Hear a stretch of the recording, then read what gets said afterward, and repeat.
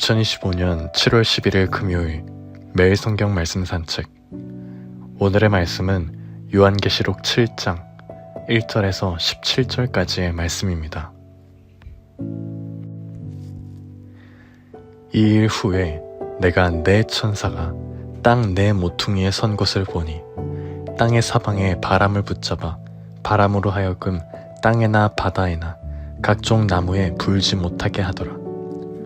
또 봄에 다른 천사가 살아계신 하나님의 인을 가지고 해 돋는 데로부터 올라와서 땅과 바다를 해롭게 할 권세를 받은 내 천사를 향하여 큰 소리로 외쳐 이르되, 우리가 우리 하나님의 종들의 이마에 인치기까지 땅이나 바다나 나무들을 해하지 말라 하더라. 내가 인침을 받은 자의 수를 들으니 이스라엘 자손의 각 지파 중에서 인침을 받은 자들이 14만 4천이니 유다 지파 중에 인침을 받은 자가 1만 2천이요 루벤 지파 중에 1만 2천이요 갓 지파 중에 1만 2천이요 아셀 지파 중에 1만 2천이요 납달리 지파 중에 1만 2천이요 므낫세 지파 중에 1만 2천이요 시므온 지파 중에 1만 2천이요 레위 지파 중에 1만 2천이요 이사갈 지파 중에 1만 2천이요 스불론 지파 중에 1만 2천이요 요셉 지파 중에 1만 2천이요 베냐민 지파 중에 인침을 받은 자가 1만 2천이라. 이 일 후에 내가 보니 각 나라와 족속과 백성과 방언에서 아무도 능히 셀 수 없는 큰 무리가 나와 흰옷을 입고 손에 종려가지를 들고 보좌 앞과 어린 양 앞에 서서 큰 소리로 외쳐 이르되, 구원하심이 보좌에 앉으신 우리 하나님과 어린 양에게 있도다 하니, 모든 천사가 보좌와 장로들과 내 생물의 주위에 서 있다가 보좌 앞에 엎드려 얼굴을 대고 하나님께 경배하여 이르되, 아멘. 찬송과 영광과 지혜와 감사와 존귀와 권능과 힘이 우리 하나님께 세세토록 있을지어다. 아멘 하더라. 장로 중 하나가 응답하여 나에게 이르되, 이 흰옷 입은 자들이 누구며 또 어디서 왔느냐? 내가 말하기를, 내 주여 당신이 아시나이다 하니, 그가 나에게 이르되, 이는 큰 환난에서 나오는 자들인데 어린 양의 피에 그 옷을 씻어 희게 하였느니라. 그러므로 그들이 하나님의 보좌 앞에 있고 또 그의 성전에서 밤낮 하나님을 섬기매 보좌에 앉으신 이가 그들 위에 장막을 치시리니 그들이 다시는 줄이지도 아니하며 목마르지도 아니하고 해나 아무 뜨거운 기운에 상하지도 아니하리니, 이는 보좌 가운데에 계신 어린 양이 그들의 목자가 되사 생명수 샘으로 인도하시고 하나님께서 그들의 눈에서 모든 눈물을 씻어주실 것임이라. 아멘. 요한계시록 6장에서는 어린 양이 6째 인을 떼시며 땅에 임하는 무서운 심판이 펼쳐졌습니다. 자연재해, 전쟁, 죽음, 불안, 그리고 마지막엔 큰 지진이 일어나며 세상의 모든 자들이 두려움에 휩싸여 외칩니다. 누가 능히 서리요? 이 물음에 대한 대답처럼 오늘 7장은 하나님께서 누가 능히 서는지를 보여주시는 장면입니다. 바로 인침받은 하나님의 백성과 구원받아 하나님 보좌 앞에 서게 된 무리들입니다. 먼저의 1절에서 3절까지의 말씀에서는 땅 내 모퉁이에 선 천사들이 등장합니다. 이들은 땅과 바다와 나무에 바람조차 불지 못하게 붙잡고 있습니다. 심판이 시작되기 전 하나님께서 재앙을 멈추게 하신 장면입니다.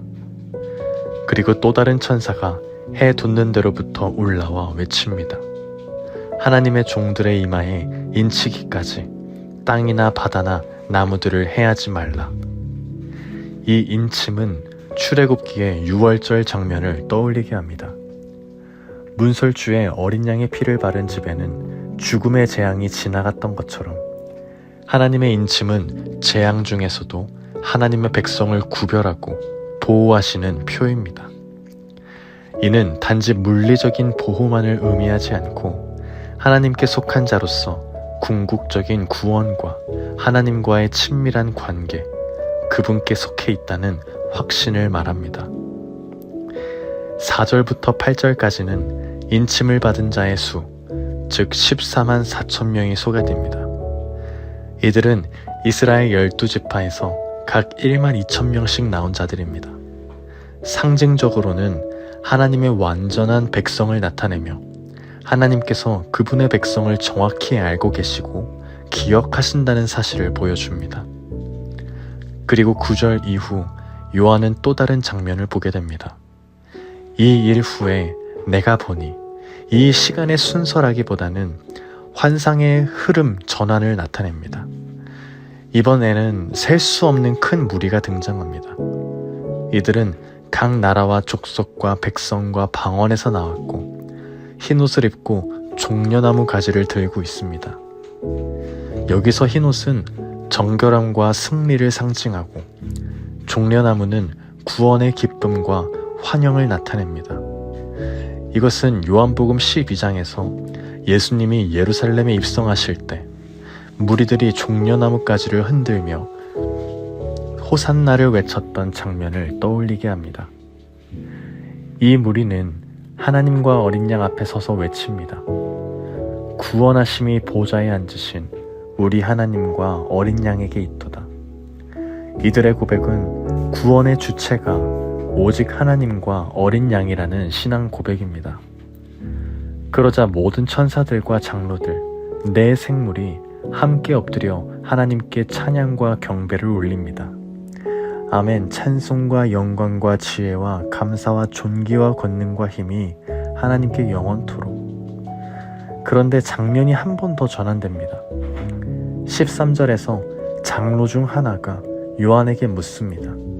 이 흰옷 입은 자들이 누구며 어디서 왔느냐?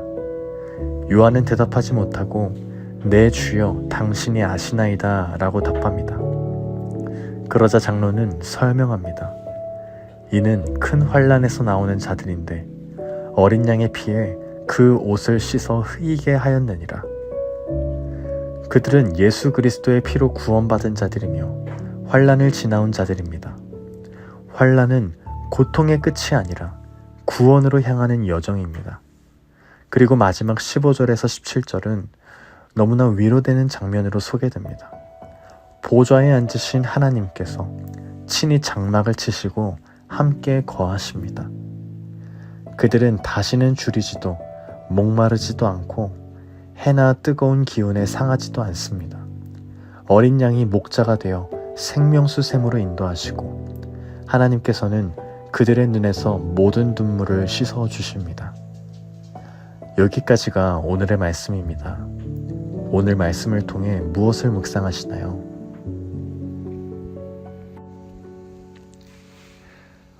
오늘 말씀을 묵상하면서 하나님은 심판 중에도 자신의 백성을 인치시며 기억하심을 묵상하게 됩니다. 요한계시록은 종종 무서운 책으로 여겨지곤 합니다.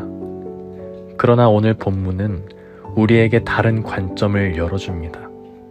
심판의 한 가운데서도 하나님은 하나님의 백성을 분명히 아시고 구별하시고 보호하신다는 사실입니다. 이것은 단지 당시 초대교회 성도들만을 위한 말씀이 아닙니다. 지금 이 땅을 살아가는 우리에게도 동일한 메시지인 것입니다. 우리가 겪는 세상의 고난과 환난, 불확실성과 혼란 속에서도 하나님은 여전히 우리를 기억하고 계십니다. 아니, 그분은 처음부터 우리를 아셨고 우리를 인치셨습니다. 이 믿음이 오늘날 요한계시록을 묵상하는 우리에게 필요한 믿음이라고 생각되어집니다. 이후 말씀에서 14만 4천이라는 수는 완전함의 상징입니다. 이것은 단순한 숫자 계산이 아니라 하나님이 하나도 잊지 않으시는 분이심을 보여줍니다. 우리의 이름을 부르시고 이마에 인치시는 하나님, 이는 너는 내 것이라는 선언이자 어떤 심판과 고난 속에서도 결코 잃어버리지 않으시는 하나님의 사랑의 약속입니다. 그리고 이어서 등장하는 셀 수 없는 무리는 우리에게 소망을 가져다 줍니다. 그들은 큰 환란에서 나왔고 어린 양의 피에 그 옷을 씻은 자들입니다. 이 고백은 그 어떤 행위나 공로가 아닌 오직 예수 그리스도의 피로 말미암아 구원받았다는 복음의 진리를 선포합니다. 우리는 이 땅을 살면서 때로 큰 환란과 같은 현실을 경험합니다. 무너지는 가치와 흔들리는 마음, 도무지 해답이 보이지 않는 상황들. 그러나 그 가운데에서도 우리가 붙들어야 할 것은 무엇이겠습니까? 오직 어린 양의 피인 줄 믿습니다. 예수 그리스도의 십자가, 그 사랑, 그 피가 우리를 의롭다 하시고 새 옷을 입히시고요. 결국 하나님 보좌 앞에 서게 하신다는 진리입니다. 또한 오늘 말씀은 하나님 나라의 완성을 찬양하며 보여줍니다. 보좌에 앉으신 하나님, 그 앞에 흰옷 입은 무리, 어린 양 예수님, 생명수 샘, 그리고 눈물 없는 나라. 이것은 단지 미래의 천국만을 말하는 것이 아니라 지금 이 고난의 시대를 살아가는 우리에게 소망의 그림을 보여주시는 것입니다. 하나님이 우리와 함께 하시며 우리의 눈물을 닦으시며 영원한 생명으로 인도하신다는 복음의 약속인 것입니다. 2025년 Start with Jesus. 모든 일의 시작점이 예수가 되게 하라. 우리는 이 시즌 속에서 요한계시록 7장의 말씀을 통해 다시금 우리의 정체성과 소망을 붙들게 되길 소망합니다. 세상은 여전히 흔들리고 고난은 날마다 끊이지 않지만 예수 그리스도의 피로 인침받은 우리는 하나님께 속한 자이며 결국 생명수 샘가로 인도받는 자들임을 믿습니다. 그러므로 우리는 예수님처럼 생각하고 예수님처럼 말하며 예수님처럼 살아가야 합니다. 우리 안에 있는 하나님의 인치심은 세상 속에서 우리가 누구인지, 어디로 가는지, 그리고 누굴 따라 살아야 하는지를 분명하게 가르쳐 줍니다. 심판 중에도 인치시는 하나님, 고난 중에도 보호하시는 하나님, 결국 눈물을 닦아주시는 하나님을 바라보며 오늘도 아둘람에서 나와 시온으로 향하여 나아가는 저희 모두가 되길 예수님의 이름으로 간절히 소망합니다. 아멘.